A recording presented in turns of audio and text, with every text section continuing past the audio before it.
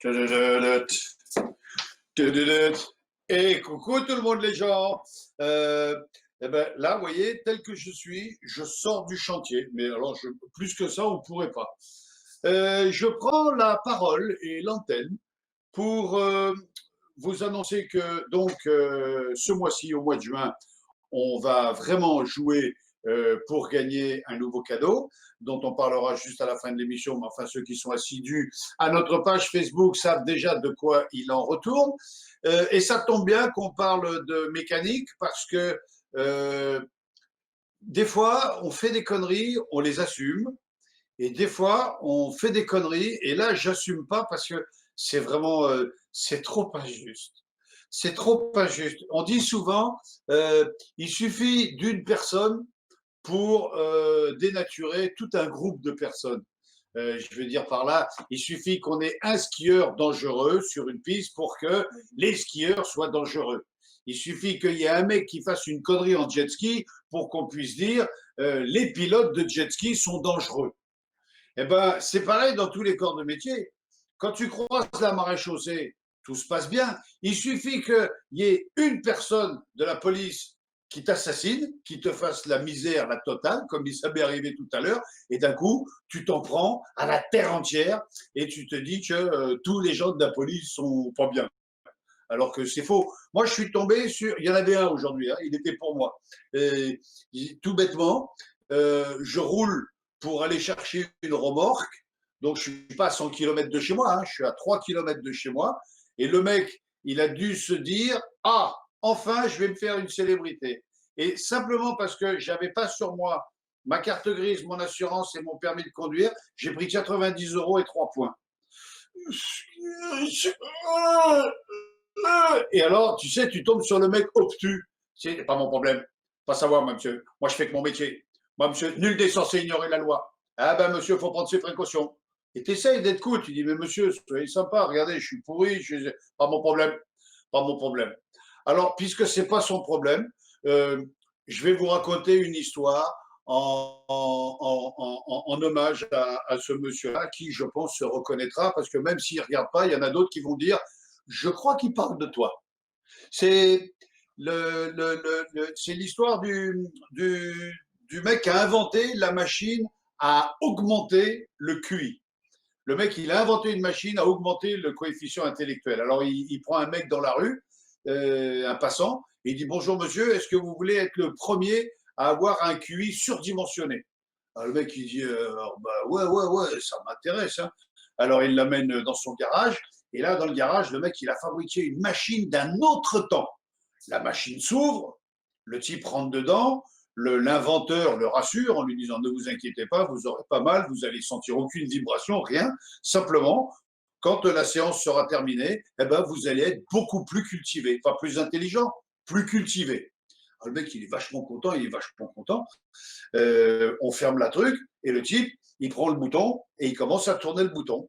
Et voilà. Alors le mec, il avait un QI de 55, 60, pas une super tête, pas un abruti complet. Le mec, voilà, type simple, gentil. Et voilà, le bouton monte, hop, 85, 90, 100, 105, 110, 115, allez, 128. Cadeau. On arrête, la porte s'ouvre, le type, il va sortir son candidat. Il dit alors, comment vous vous sentez, monsieur? Et le type, il dit, mais fort bien, je vous remercie. Rares sont les fois où je me suis senti dans pareille forme. Vraiment, c'est agréable. Laissez-moi vous saluer et vous remercier. Au revoir, monsieur. Et le type, il parle dans un français absolument nickel, mais sans faute, zéro faute. 15 jours se passent, et au bout de 15 jours, le type qui a un QI de 120, il retourne voir l'inventeur en lui disant, écoutez, non, c'est bien, hein, c'est bien de pouvoir parler de la fission nucléaire, de l'état, de la métaphysique à l'époque moyenâgeuse. Non, c'est bien, mais on n'est pas très nombreux, si vous voulez. Avant, quand j'allais boire l'apéro avec mes copains au bar des sports, évidemment, on ne parlait pas de l'atome et des molécules. On parlait tiercé, on parlait football, on parlait cul, on parlait voiture, et ça m'allait très bien. Donc là, la fission nucléaire, ouais, mais non. Est-ce que vous pourriez me remettre le QI que j'avais avant? Et le type lui dit, il n'y a aucun problème, ce qu'on arrive à monter, on peut le démonter. il remonte dans l'appareil, la porte se referme, et le mec, il prend la molette et il la tourne. Donc, il sait que le type veut retourner entre 60 et 65, donc il redescend. Voilà, 110, 100, 90, 80, 75, 70, 65, et là, pan, la manette, elle pète. Péter la manette. Et le QI commence à descendre. 60, 55, 50, 40, 30, 25, 20, 15, 10, 8, 7, 2. La machine s'arrête. 2. Alors, la machine s'ouvre. Le type, il descend comme ça. Il se dit, putain, je vais trouver un mollusque, je vais trouver une crevette, peut-être un flocon de poussière, je sais. Et là, il y a le mec qui sort, la tête baissée comme ça. Il regarde. Je fais le tour. Il sort de la bécane. Il fait le tour de la bécane, les mains dans le dos. Il regarde la bécane sous tous ses angles. Puis il regarde l'inventeur et il fait « Vous avez les papiers du véhicule ?» Voilà, je me sens un peu vengé. Oh, j'en ai une autre. J'en ai une autre. Et ça aurait pu être moi. Je reconnais. C'est un mec qui se fait contrôler en excès de vitesse. Le type, il roule un peu fort. Il est à 195 km/h sur l'autoroute. 6 heures du matin, il n'y a pas grand monde, grande ligne droite. Il voit, il fait beau, ça glisse pas. Il a une voiture bien entretenue. Il se dit, allez, je me fais plaisir. 195. Tap, tap, tap. René, j'en ai à 195. On l'intercepte. Pof! Les motards l'attrapent. Ils le garent sur le bas-côté. Et le flic arrive comme ça, il tape au carreau, il fait descendez la vitre.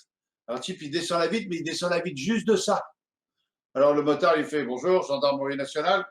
Vous pouvez me montrer votre permis de conduire? Et le mec qui est dans sa voiture, il fait non. Non, on ne peut pas avoir le permis de conduire. Il dit on peut savoir pourquoi? Il dit ben oui, parce que je ne l'ai pas. Donc, je ne peux pas vous montrer quelque chose que je n'ai pas. Il dit ok, très bien. Vous avez les papiers du véhicule? Ah ben non, non plus. Hein. Ben non, tant qu'il n'y a pas à avoir le permis, on n'a pas la carte grise. Hein. Ah tiens, d'accord. Donc, je suppose que vous n'êtes pas assuré. Oh ben non, ouais. Pour perdre son temps. Ouais. Bon, vous pouvez descendre du véhicule? Non, je ne vais pas descendre du véhicule, monsieur l'agent. Non, je vais rester dedans. Oui, je vais rester dedans. Non, vous allez sortir du véhicule et vous allez nous ouvrir le coffre derrière. Ah non, je ne vais pas vous ouvrir le coffre parce qu'il y a un cadavre dans le coffre. Oui, non, il y a un cadavre, donc je ne vais pas ouvrir le coffre de la voiture. Le flic regarde, dit ouais, vous êtes un petit malin, vous. Et il y a quoi dans les sacs à l'arrière de la voiture? Là, on peut savoir ce que vous transportez. Et il dit il y a un sac, c'est de la drogue, et dans l'autre, c'est des armes. Mais c'est tout, hein, sinon, je suis en règle. Hein. Voilà. Et le flic, il le prend très mal. Il sort son arme, il le braque comme ça. Il fait monsieur, vous sortez de la voiture. Vous sortez tout de suite, les mains en l'air, les mains sur le capot. Et le mec, il, non. Ben non, je vais pas sortir. Les mains, je vais les garder dans mes poches. Et je vais fermer la fenêtre, et puis bzzz, il lui referme la vitre, et le flic, il est vraiment vénère. Donc, il retourne à sa moto, il décroche sa radio, il fait bon, j'ai besoin qu'on déclenche une alerte générale. On a un fou furieux avec un cadavre dans le coffre. Il transporte des armes et de la drogue sans permis de conduire. Le type est un danger. Je demande à ce qu'on ferme l'autoroute, qu'on envoie tous les renforts possibles. Putain, dans la demi-heure qui suit, l'autoroute, il est fermé des deux côtés. Il y a des hélicos qui tournent dans tous les sens, des snipers de chaque côté de l'autoroute, les CRS, les boucliers, les canons à eau, la totale. Et le préfet arrive avec la casquette, le préfet en tenue d'apparat. Donc il descend, il va voir le conducteur, il dit, bonjour monsieur, je suis le préfet du département, on peut savoir ce qui se passe? Le type, il est dans sa voiture, il fait, je ne sais pas monsieur, qu'est-ce que je peux pour vous? Et le préfet il dit, je peux avoir vos papiers d'immatriculation, le permis de conduire, l'assurance. Mais oui, monsieur, bougez pas. Hop, il cherche dans la boîte à gants. Voilà, ça c'est le permis de conduire, ma pièce d'identité, la carte grise de la voiture, le contrôle technique, le papier d'assurance et puis la petite vignette avec voilà, c'est tout en. Enfin, il y a le préfet qui est un peu surpris comme ça, qui fait. Il y a quoi dans les sacs à l'arrière? On peut rien, c'est du linge et des victuailles parce que j'ai été faire les courses et c'est du vieux linge qui traîne. Voilà, d'accord, très bien. Vous voulez bien nous montrer ce qu'il y a dans le coffre? Oui, bien sûr, monsieur. Je descends de la voiture, je dis non, non, non, attendez une seconde, il y a quoi dans le coffre? Il dit, bon, il n'y a rien, la roue de secours, le cric, c'est tout, il n'y a rien, il n'y a rien. Non, mais vous vous moquez de moi. Et, monsieur le préfet, je ne me moque pas de vous. Vous me demandez les papiers, je vous donne les papiers. Vous me demandez ce qu'il y a dans le sac, je vous dis ce qu'il y a dans le sac. Vous me demandez si je peux ouvrir le coffre, je suis prêt à descendre pour vous ouvrir le coffre, monsieur le préfet. Et là, il y a le préfet qui lui fait, non, mais attendez, je ne comprends pas, parce que mon collègue m'a dit que vous étiez en excès de vitesse, que vous ne vouliez pas donner vos papiers, que vous aviez un cadavre dans le coffre. Et le flic qui est là, comme ça, il fait, pardon, je ne comprends pas. Qui ça? Il dit, le gendarme qui est là-bas, là. Il dit, ah, le motard avec les lunettes de soleil? Ah ouais, non, mais lui, il ne faut pas l'écouter, c'est un menteur. Hein. Si vous l'écoutez, il va vous dire que je roule à 195 km/h. Il ne faut pas l'écouter. C'est tellement ce que j'aurais pu vivre que ça me fait beaucoup rire. Même si je suis tout seul à rire, ça me fait beaucoup rire. Voilà, je me suis vengé. J'ai perdu 3 points, j'ai perdu 90 €, mais à la finale, tu sais quoi? Je m'en fous. Ouais, je m'en fous. Les amis, on se retrouve samedi prochain. Cette semaine, on se met bien en place pour vous faire une très belle émission. On a un très très beau cadeau à gagner. Cadeau qu'on va vous montrer tout de suite. Je ne peux pas vous dire mieux. Regardez ce qu'on vous a proposé. Bonjour à toutes, bonjour à tous. Nous sommes le groupe Roure Automobile.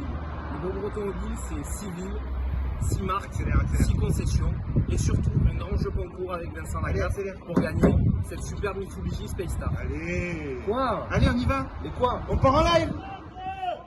Arrête, je vous consomme. J'arrive plus à m'arrêter. Garde le masque, garde le masque. Ouais, carrément, il se prend pour le style. Là.